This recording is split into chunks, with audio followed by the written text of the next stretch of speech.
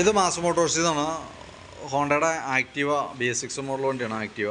അത് starting complaint, അതായത് വണ്ടി കുറേ ഓടി കഴിഞ്ഞാൽ വണ്ടി ഓഫായി പോകും. പിന്നെ നമ്മൾ എത്ര അടിച്ചാലും വണ്ടി സ്റ്റാർട്ടായി കിട്ടില്ല. വണ്ടി സ്റ്റാർട്ടായിട്ട് നിൽക്കും, ആക്സിലേറ്റർ കൊടുത്താൽ മൂവ് ആവില്ല. അതാണ് അതിന് കംപ്ലയിൻറ്റ് ആവുന്നത് കേട്ടോ.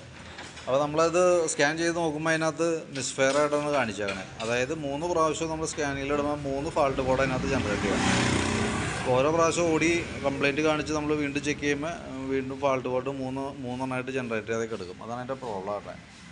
അപ്പോൾ റാൻഡം കംപ്ലയിൻ്റ് ആയിട്ട് കാണിച്ചത്. അപ്പോൾ നമ്മൾ ചെക്ക് ചെയ്യേണ്ട സമയത്ത് നമ്മളതിൻ്റെ ഈ പ്ലഗും ഈ ഇഗ്നീഷൻ കറക്റ്റല്ല, പെട്രോൾ കറക്റ്റല്ല. ഈ 2 ഐറ്റംസാണ് മെയിനായിട്ട് നമുക്ക് അതിനകത്ത് കംപ്ലയിൻ്റ് ആയിട്ട് കാണിച്ചത് കേട്ടോ. ഇഗ്നീഷനിലേക്ക് കറക്റ്റ് വരുമ്പോൾ ഒന്ന് നമുക്ക് ഈ കോയിൽ അസംബ്ലിയും ഈ പ്ലഗുമാണ് നമുക്ക് മെയിനായിട്ട് വരാം. അത് 2 നമ്മൾ മാറ്റിയിട്ടുണ്ട്. പിന്നെ ഫ്യൂവലിൻ്റെ ഫംഗ്ഷൻ കറക്റ്റ് അല്ലാത്തത് കൊണ്ട് തന്നെ നമുക്ക് ആ ഫിൽറ്റർ ചേഞ്ച് ചെയ്തിട്ടുണ്ട്. അതായത് ഫ്യൂവൽ പമ്പിൻ്റെ ഉള്ളിൽ തന്നെ ഫിൽറ്റർ അത് മാറ്റിയിട്ട് റെഡി ആക്കിയിട്ടുണ്ട് കേട്ടോ. അപ്പോൾ നിലവിൽ വണ്ടി ഓടിച്ചു നോക്കി, വേറെ കംപ്ലയിൻ്റ് ഒന്നും കാണിക്കുന്നില്ല. അപ്പോൾ നാളെ ഒന്നുകൂടി ഒന്ന് ഓടിച്ചു നോക്കിയിട്ട് ബാക്കിത്തെ കംപ്ലയിൻ്റ് ഒന്ന് റെഡി ആക്കിയതിന് ബാക്കിത്തെ ബോഡിയൊക്കെ ഒന്ന് സെറ്റ് ചെയ്തതിന് ശേഷം ഒന്നുകൂടി നമുക്കൊന്ന് ടെസ്റ്റ് ഡ്രൈവ് നടത്താം. ഏകദേശം ഒരു 8-10 കിലോമീറ്ററെങ്കിലും ദൂരം ഓടിച്ചോ, കണ്ടിന്യൂസ് ആയിട്ട് ഓടിക്കുമ്പോൾ നമുക്ക് എന്തെങ്കിലും കംപ്ലയിൻറ്റ് കിട്ടും. അപ്പോൾ നമ്മളിപ്പോൾ ഇന്നെടുത്ത് ഓടിക്കുമ്പോൾ ഏകദേശം എനിക്കൊരു 3-4 കിലോമീറ്റർ ഓടിയപ്പോൾ തന്നെ വണ്ടി കംപ്ലയിൻറ്റ് കാണിച്ചു തരണം.